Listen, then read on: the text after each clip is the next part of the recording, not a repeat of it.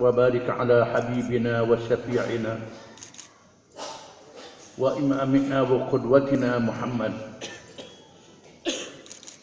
نبي الرحمة وشفيع الأمة وعلى آله وصحبه ومن تبعه ونصره ووالاه.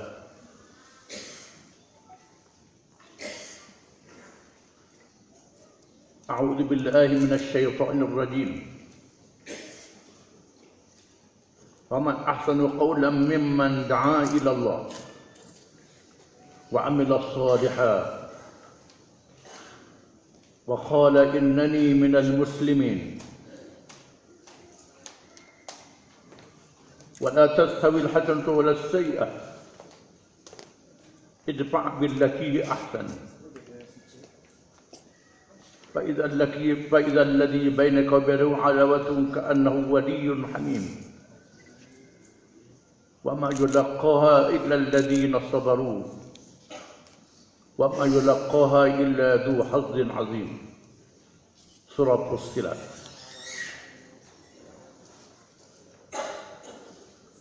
Firman Allah yang bermaksud, dan siapakah lagi yang lebih baik kata-kata ucapan termasuk penulisannya lebih daripada orang yang menyeru, mengajak berdakwah kepada ajaran Allah dan petunjuk Allah. Dalam masa yang sama dia mengerjakan amal yang saleh dan menegaskan, saya termasuk di kalangan orang-orang Islam yang menyerah diri sepenuhnya kepada Allah. Dan tidaklah sama kebaikan dengan kejahatan. Balaslah kejahatan orang dengan kebaikan. Nescaya kamu akan dapat menukar orang yang bermusuh dengan kamu menjadi rakan yang kasih terhadap kamu. Dan tidak boleh menanggung perkara ini melainkan oleh orang-orang yang sabar, yang tinggi kesabarannya, dan orang yang beri bahagian yang besar, kelebihan daripada Allah.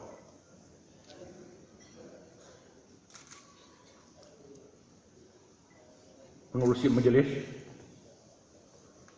yang berhormat Datuk Seri Agong, yang berhormat Ketua Penerangan Pah Pusat, Pengarah ICT Pah Pusat, ahli-ahli yang berhormat, para tetamu,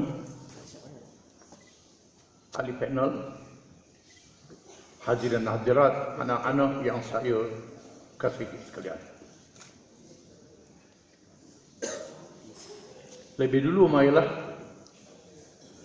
kita bersyukur kepada Allah Subhanahu wa taala yang telah menjadikan kita umat Muhammad sallallahu alaihi wasallam Rasul yang diutuskan kepada seluruh alam. Berbeza dengan Rasul-Rasul sebelum daripadanya. Diutuskan untuk kaumnya, bangsanya, negeri dan zamannya sahaja. Adapun kerasulan akhir zaman ini untuk seluruh manusia. Allah Maha mengetahui sejak awal-awal lagi. Manusia di akhir zaman ini dikurniakan sedikit ilmu. Fama utitum minal ilmi illa qalila. Dan tidaklah dikurniakan kepada kamu daripada ilmu malaikat sedikit sahaja. Dengan ilmu yang sedikit itu, manusia boleh mencipta alat-alat yang canggih dengan kemajuan sains dan teknologi. Mereka alat-alat perhubungan yang cepat. Sama ada untuk berpindah randah ke tempat yang jauh ataupun mendapat maklumat daripada seluruh pelosok dunia. Dunia yang dahulunya dianggap sangat jauh. Hubungan di antara benua timur dan barat, kutub utara dan selatan, memerlukan perjalanan bertahun, bukan sahaja berhari dan berbulan. Hari ini dalam masa yang cepat, maklumat dicapai dalam beberapa saat. Maka cukup bagi akhir zaman ini seorang Rasul sahaja, Muhammad sallallahu alaihi wasallam. Dan Allah mengurniakan mukjizat ilmu Al-Quranul Karim. Kelahiran Nabi Muhammad sallallahu alaihi wasallam disebut di dalam kitab-kitab semua agama. Sama ada agama samawi, Yahudi dan Kristian, atau agama ciptaan yang bukan samawi. Semua kitab-kitab menyebut berita kelahiran Nabi Muhammad sallallahu alaihi wasallam. Allah memberi maklumat dengan hikmat dan cara yang diketahui oleh Allah Subhanahu wa taala. Dan Nabi kita Muhammad sallallahu alaihi wasallam memberitahu tentang urusan agama ini. Wallahi inna hadzal amra yablughu ma balagha al-lail wan nahar. Sesungguhnya urusan agama ini, urusan Islam ini akan sampai di mana sampainya siang dan malam. Akan sampai ke seluruh pelosok dunia. Walaupun Allah Subhanahu wa taala mewafatkan, mematikan Nabi Muhammad sallallahu alaihi wasallam, namun risalah dan mesejnya tidak mati. Tanggungjawab untuk menyampaikan risalah itu ialah umat Muhammad sallallahu alaihi wasallam. Oleh kerana kerasulannya untuk seluruh manusia, maka semua manusia adalah umat Muhammad sallallahu alaihi wasallam. Para ulama membahagikan umat Muhammad itu kepada 3 kumpulan. Yang pertama ummah dakwah, yang kedua ummah ijabah, yang ketiga ummah ittiba'. Ummah dakwah ialah seluruh manusia yang wajib disampaikan Islam kepada mereka. Ummah ijabah penganut Islam, sama ada yang beramal dengan ajaran Islam ataupun tidak. Ummah ittiba' pengikut yang setia, menyambung risalah Nabi Muhammad sallallahu alaihi wasallam.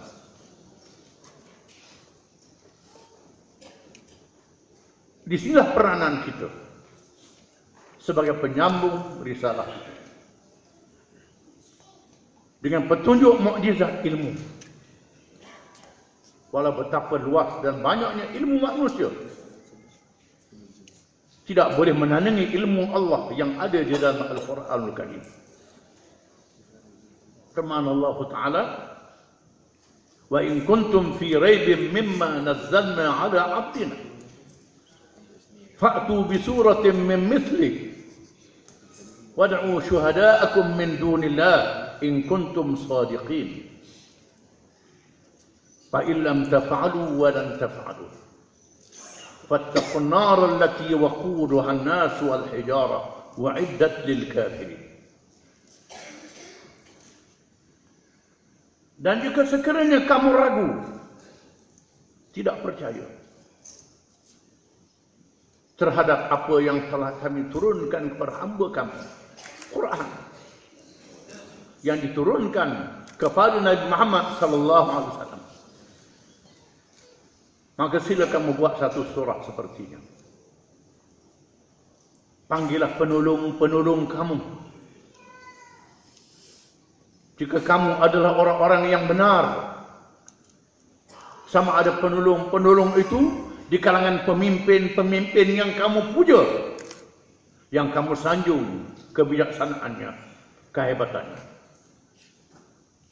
Ilmuwan dalam segala kepakarannya, panggil mereka semua. Buat satu surah seperti Al-Quran. Ingat,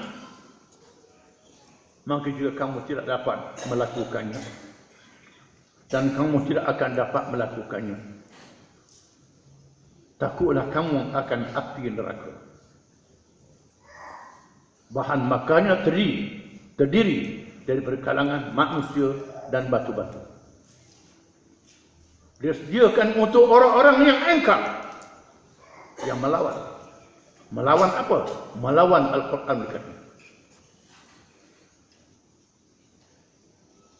Tanggungjawab kita, umat pengikut yang setia, menyampaikan mesej ini kepada seluruh manusia,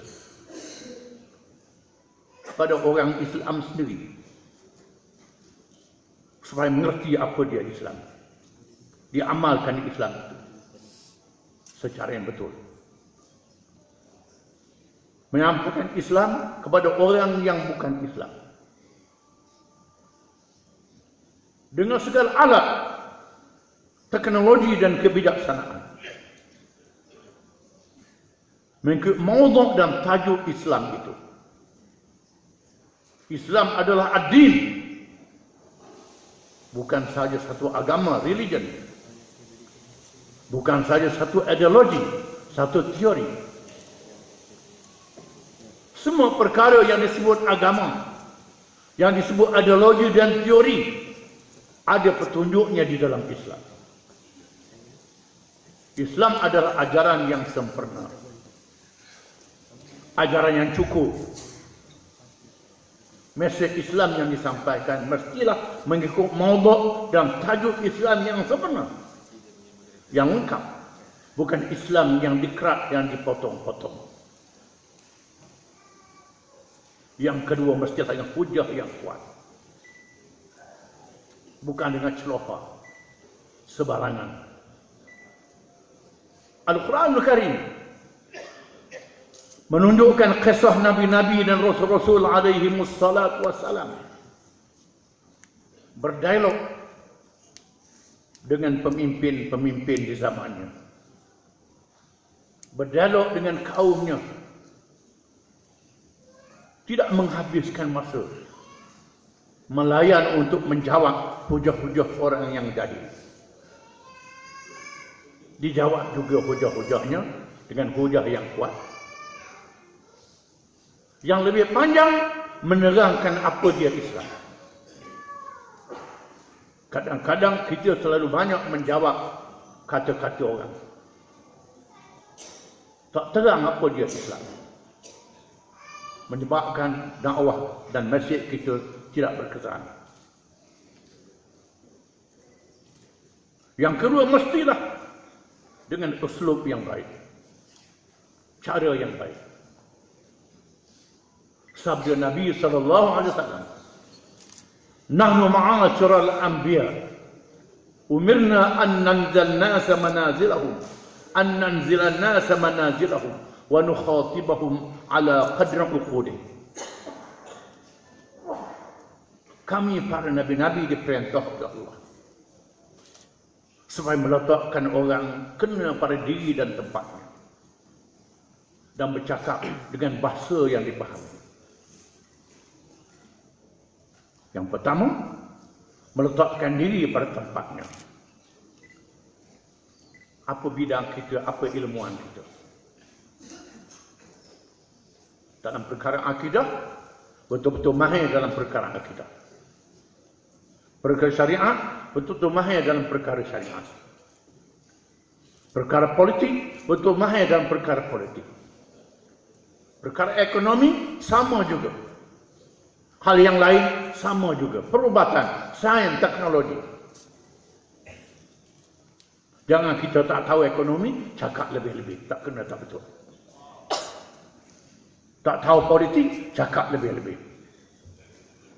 Tak tahu agama, nak syarah lebih-lebih sangat.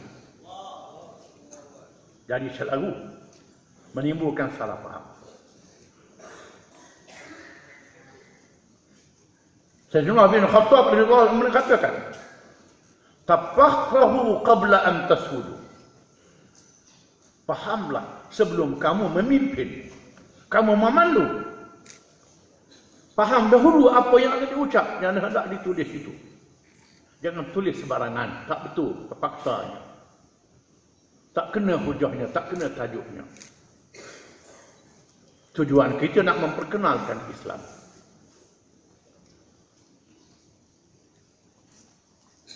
Dengan uslub dan cara yang lembut untuk menarik orang, bukan meliarkan orang. Allah memerintah Nabi Musa dan Harun alaihi wassalam, "Idhaba ila fir'auna innahu tagha, faqula lahu qawlan layyina la'allahu tadhakkaru aw yakhsha." Wahai Musa dan Harun, wahai Musa dan Harun, dua rasul yang dilantik oleh Allah, bertemulah dengan Fir'aun, raja yang paling zalim dan angkuh dalam sejarah manusia. Fir'aun itu adalah taghut yang melampau batas Allah. Bercakaplah kamu kepada Fir'aun itu dengan cakapan yang halus dan lembut. Mudah-mudahan dia menerima pengajaran. Walaupun dia taghut, dia zalim, ucap dengan ucapan yang lembut, dengan hujah-hujah yang kuat. Jangan pergi tu, hei binatang taghut. Kadang-kadang penceramah kita, kalau dia penceramah, dia sedap bila orang bawah kuat takbir. Dia short sendiri. Sasarannya tak sampai. Penulisan begitu juga, dengan bahasa yang halus, uslub yang baik. Tujuan kita untuk menarik seberapa ramai orang, seberapa banyak musuh, melemburkan hati-hati mereka. Walaupun dalam keadaan berperang, musuh menggunakan senjata. Allah berfirman, "Wa in janahu lis-salmi fajnah laha wa tawakkal 'ala Allah." Jika musuh itu cenderung kepada damai, terima perdamaian itu dan bertawakal kepada Allah. Nanti mereka tipu. Mereka nak tipu kita. Allah berfirman, "Wa in yuridu wa an yakhda'uka fa inna hasbakallah." Kalau mereka hendak menipumu, cukup Allah menolong kamu. Kerana mesej kita untuk menyelamatkan manusia seberapa ramai dan banyak. Bukan untuk membunuh seberapa banyak. Kita melihat bagaimana kedatangan Islam ke seluruh pelosok dunia membawa futuhat, pembukaan terhadap negeri dan hati-hati penduduk. Bukan imperialisme dan kolonialisme, menjajah dan menakluk. Bila orang Islam masuk ke seluruh pelosok dunia, penduduk-penduduk dunia yang dimasuki oleh orang Islam masuk Islam. Mereka bukan ahli-ahli pidato yang hebat, bukan penulis yang hebat, ada peniaga, pekerja macam-macam, dengan akhlak, dengan perangai, dengan uslub yang baik. Jalan sutera yang dikenali hari ini panjangnya dari Timur Tengah sehingga negeri China, menanamkan pengaruh Islam sehingga hari ini dikenali dengan jalan sutera. Bukan dengan pengaruh menggunakan kekerasan kekerasan untuk melindungi dakwah kalau diganggu, tetapi dakwah untuk mengajak manusia kepada Islam.